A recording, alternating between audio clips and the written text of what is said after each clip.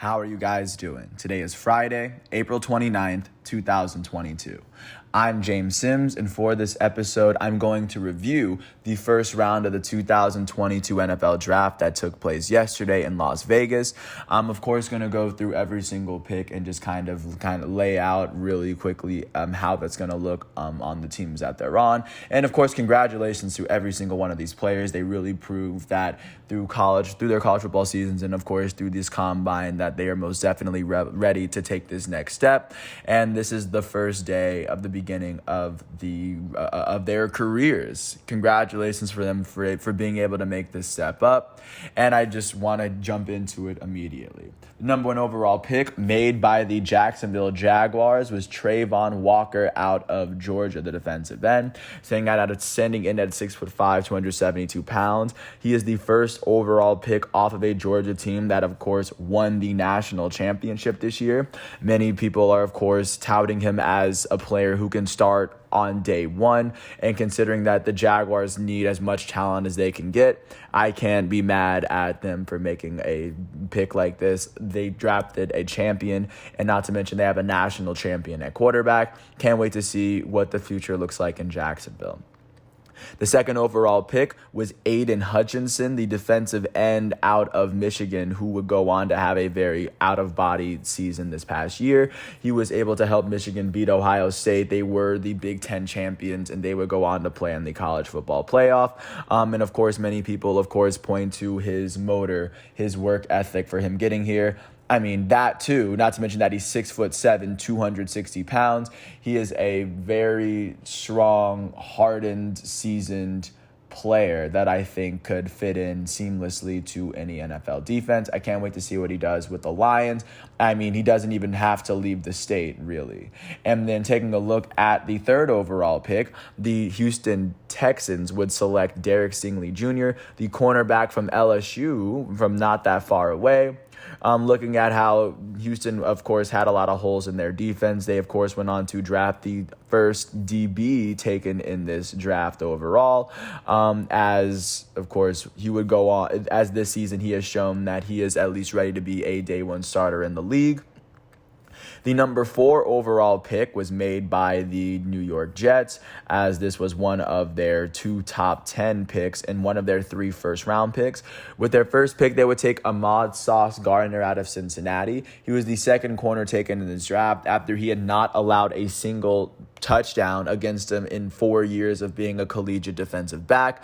He would go and help Cincy compete in the college football championship, but then they would fall short to Alabama, I believe, in their game.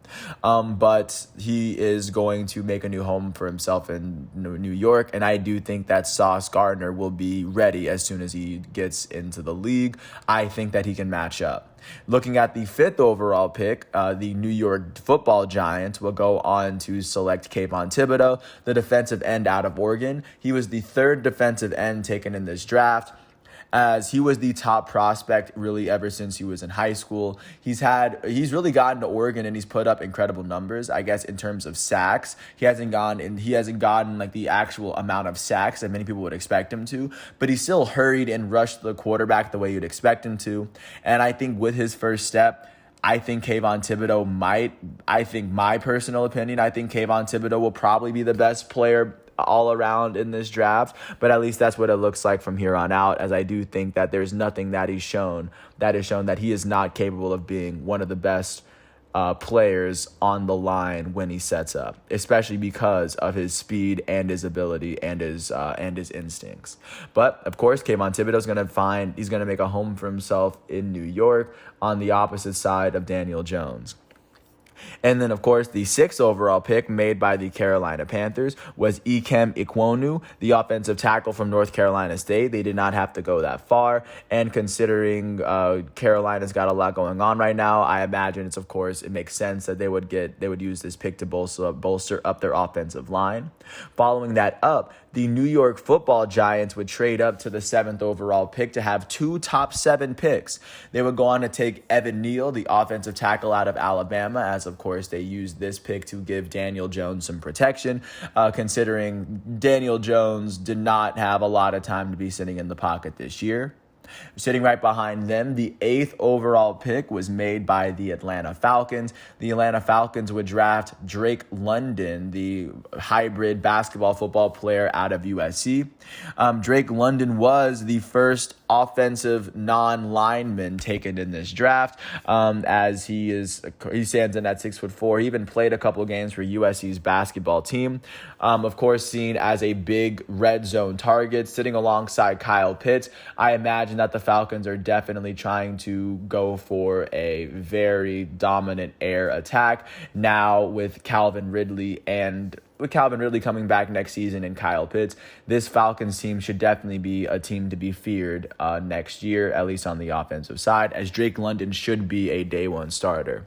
Sitting right behind him is Charles Cross, the offensive tackle out of Mississippi State, with the 9th overall pick made by the Seattle Seahawks.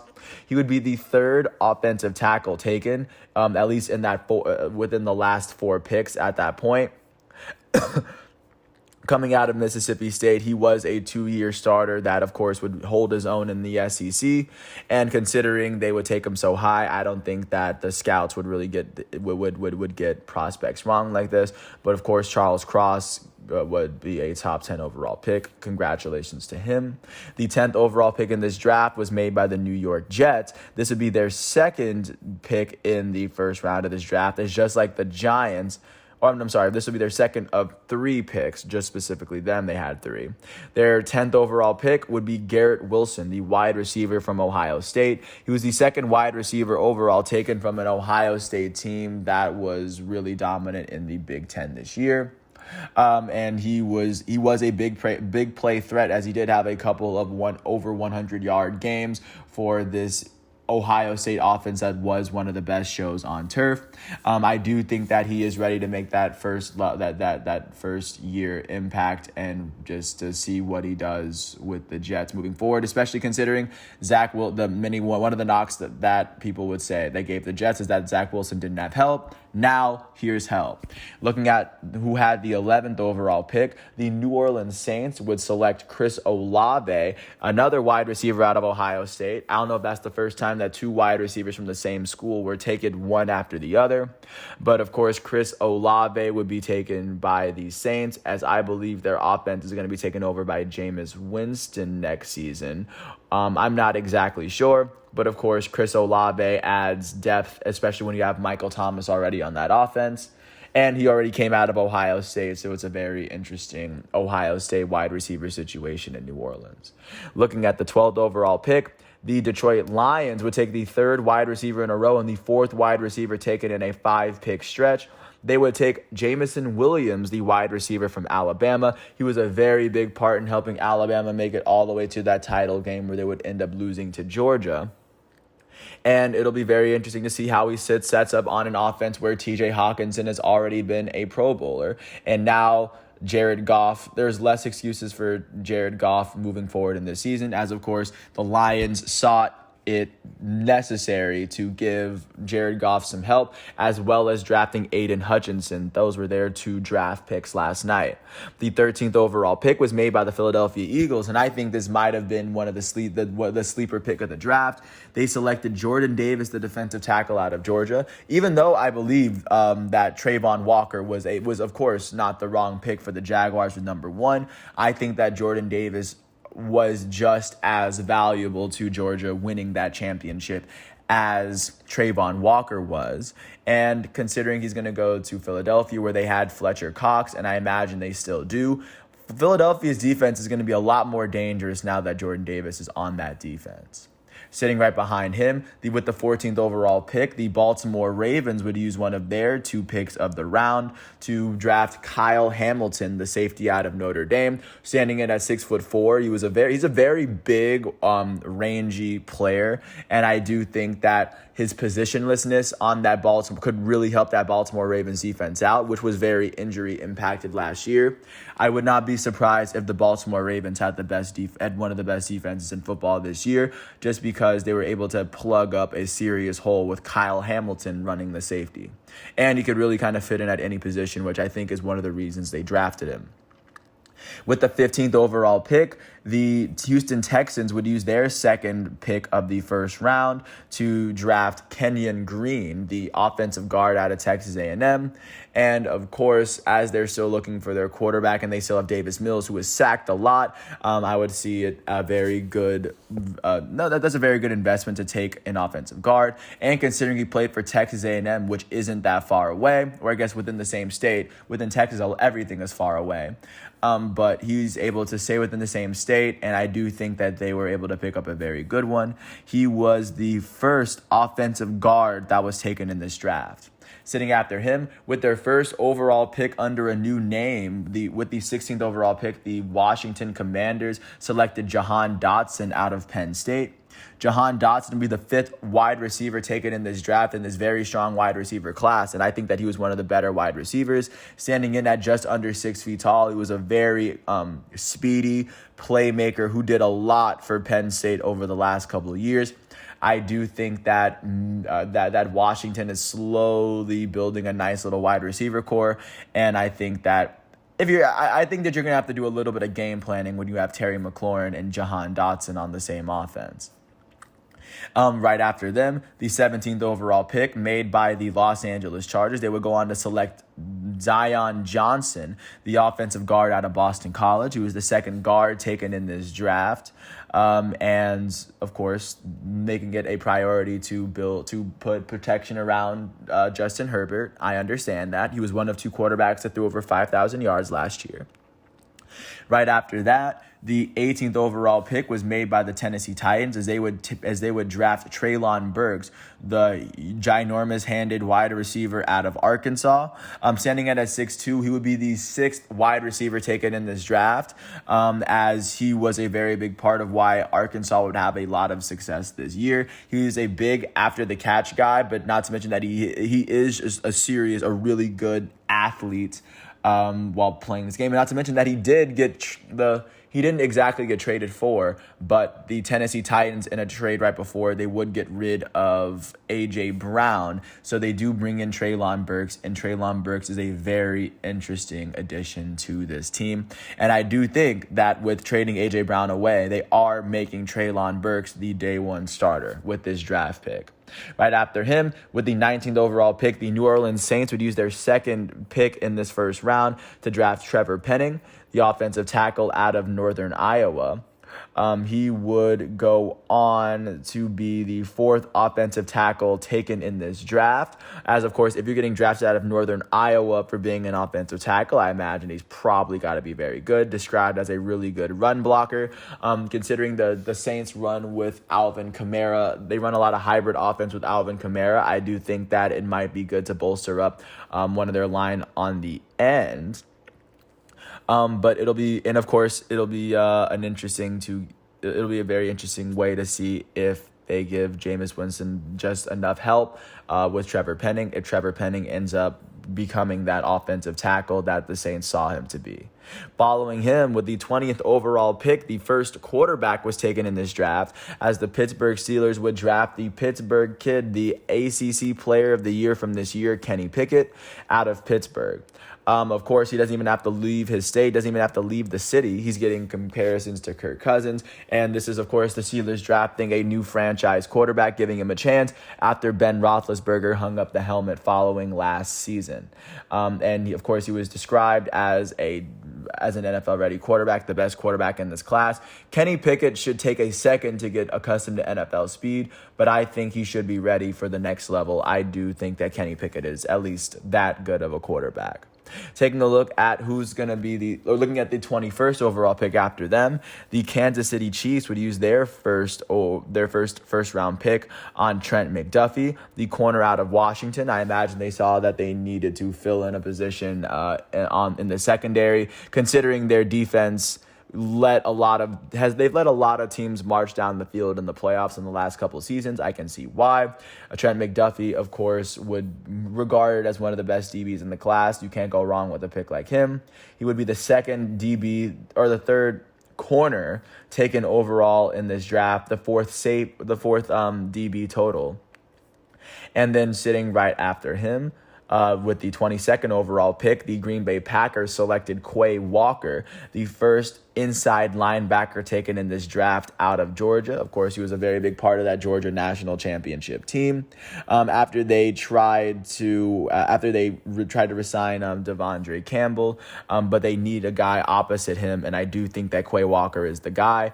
I think that he is a player that is very likely to start this upcoming season, but it'll be very interesting to see how he matches up with a Packers team that is already they are already NFC North champions. I do think that the holes they need to fill are defense, and let's see if Quay Walker is that guy.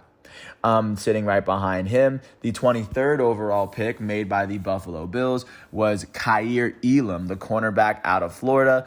Considering they already have Tre'Davious White, the elite corner on the other side, I imagine that they see it as a priority to, of course, secure their secondary if they definitely want to make a push as a playoff team. If Kair Elam ends up being the player, the prospect that they want him to be, the Bills' defense is going to be very impenetrable, especially if they want to compete with other AFC teams. The 24th overall pick was made by the Dallas Cowboys as they would select Tyler Smith out of Tulsa. The big man standing in at 6'5" and 324 pounds is coming from just one state away.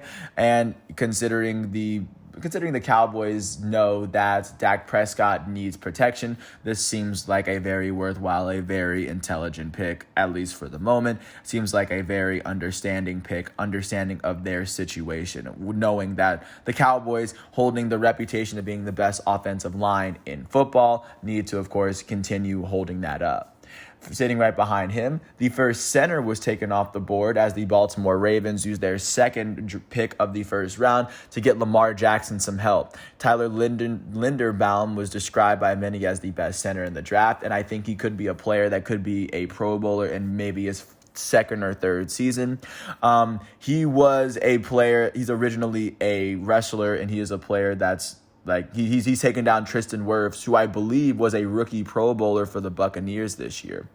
I would not doubt the power that he has at that position. And considering you need Lamar Jackson to be running the ball, I think Tyler Linderbaum is probably the best pick that the Ravens could have gotten post Lamar Jackson. I actually kind of want to stand on that one. But Tyler Linderbaum, I can see what they're doing with that. Lamar Jackson, if he's going to move forward, I think that the position they definitely need to get him some help, and getting him a good center, the best available, is definitely a step in the right direction for the Ravens. The 26th overall pick by the New York Jets, their third of the first round, was Jermaine Johnson, the defensive end for Florida State. He was originally projected to go in the top 10, but he would drop all the way as the Jets had to trade with the Titans to get him, sending it at 6'5". I have no idea as to what dropped him in this draft, but it'll be very interesting to see if he's going to let that drive him and push him forward. With that, the Jets were able to get a corner, a wide receiver, and a defensive end in their first round. I think it's a very big step in the right direction for a team that did finish with one of the worst records in all of football last year. Right behind Jermaine Johnson, the 27th overall pick was made by the Jaguars. With their second pick in this round, after making the number one overall pick, they would select Devin Lloyd, the inside linebacker out of Utah, as they were able to bolster up their defense. And I guess it looks like they're going to wait until next round to get Trevor Lawrence some more offensive line. But it'll be very interesting to see what they do on this defensive side. Now they have two first-round defenders to see where to possibly push their defense forward. The 28th overall pick by the Green Bay Packers was Devonte Wyatt, the defensive tackle out of Georgia, the one that sat opposite of Jordan Davis. They would, of course, be the first two defensive tackles taken off this board, if I'm not mistaken, to give you a sense of how dominant that Georgia defensive line was. And this would be the Packers' second first-round pick, as they also drafted Quay Walker out of Georgia. It's looking as though the Packers are definitely, it looks like they're really trying to prioritize getting their defense right before pushing forward with how to put players around Aaron Rodgers. The 29th overall pick made by the New England Patriots was Cole Strange, the offensive guard out of Chattanooga. He would be the third offensive guard taken in this draft, if I'm not mistaken. And he, of course, is the Patriots pick to, of course, get some protection around Mac Jones, which makes sense. He was a Pro Bowler in his rookie season. The 30th overall pick by the Kansas City Chiefs was George Karlaftis, the defensive end from Purdue.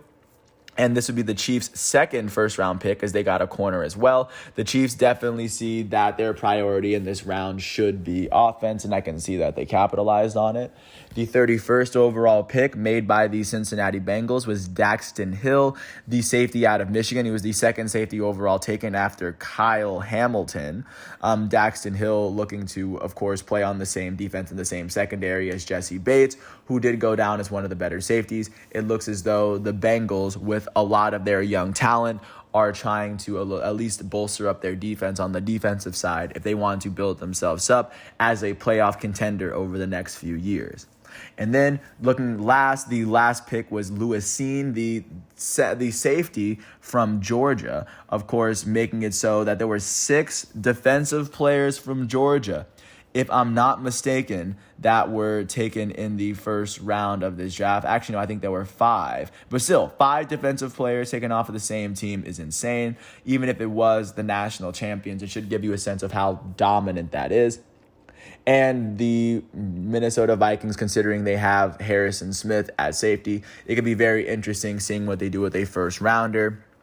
And seeing how they're going to deal with an NFC North where they are going to have to deal with Justin Fields in his second year, Aaron Rodgers, who's coming off of an MVP, and Jared Goff with a new first-round wide receiver. So that's what's that's what's going on following the first round of this draft. And I want to, of course, congratulate all the players that made it. And of course, congratulate the players that are going to be selected over today and tomorrow's draft days. But this is a very big, amazing, momentous opportunity. This is the opportunity for these players to get fresh starts on their new teams. It's a day of fresh hope for fans that literally just saw their team finish with terrible records if they had a high draft pick, or finish with a pretty good record and then possibly add another piece. This is a very interesting day. And considering it's the first round, the best thing about the first round, at least from my opinion, is that there's so many positions that if you know what you're doing, you can't draft someone that can't help your team on day one. And I just think this is a day that really proves that. I want to thank everybody for listening to this piece, of course. I want to thank the ESPN and NFL websites for giving me all the stats and figures. And once all of today's exhibitions and matchups are done, I am, of course, going to come back tomorrow on Saturday, April 30th. So until then, I want to thank everyone once again. I hope all is well, and I'll catch you with more tomorrow. Thanks for listening to my piece. Peace out.